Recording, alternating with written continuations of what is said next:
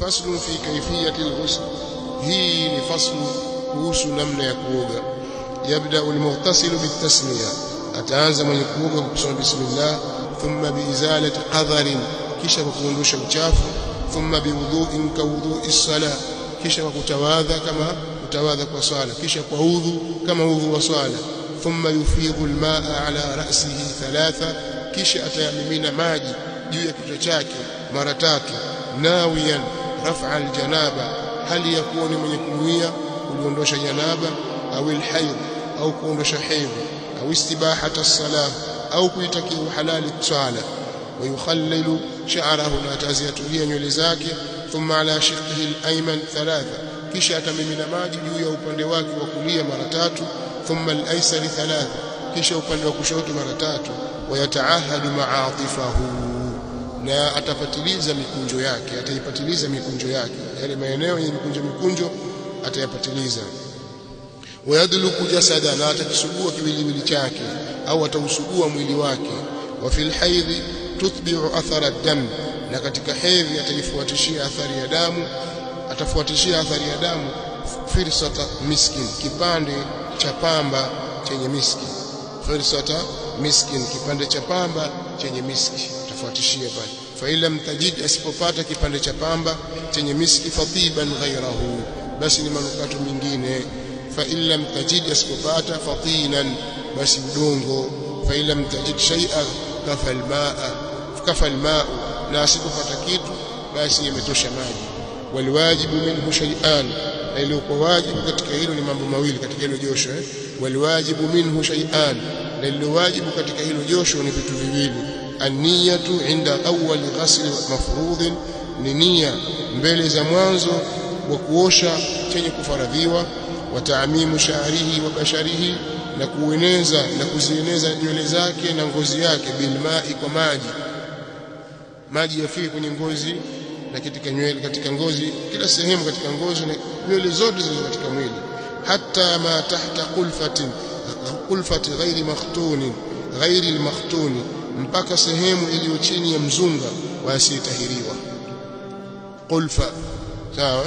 Wama yadhharu min farji thayyibi, na sehemu ambayo inadhihiri katika tupu ya mwanamke thayyib, na sehemu ambayo inadhihiri katika tupu ya mwanamke thayyib.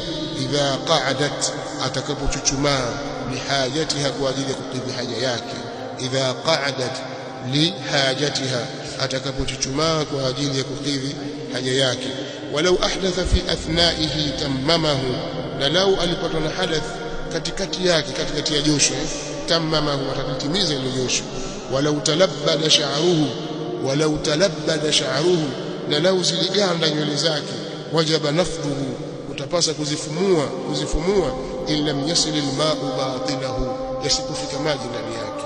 Walau talabbada sha'ruhu, na lau ziliganda nywele zake, wajaba naqdhuhu, utapasa kuzichangua au kuzifumua.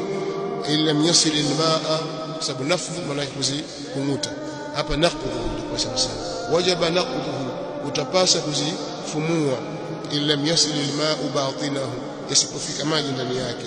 Wa man alayhi najasa, na yule ambaye pana juu yake najisi, yaghsiluha thumma yaghtasil, ataiosha hiyo najisi kisha ndio ataoga. Wa yakfi lahuma ghaslatun fil asah, na itatosha kwa ajili ya hayo mawili, yani kwa ajili ya kuoga na najisi, kuosha najisi na kuoga. Ghaslatun, kuosha mara moja.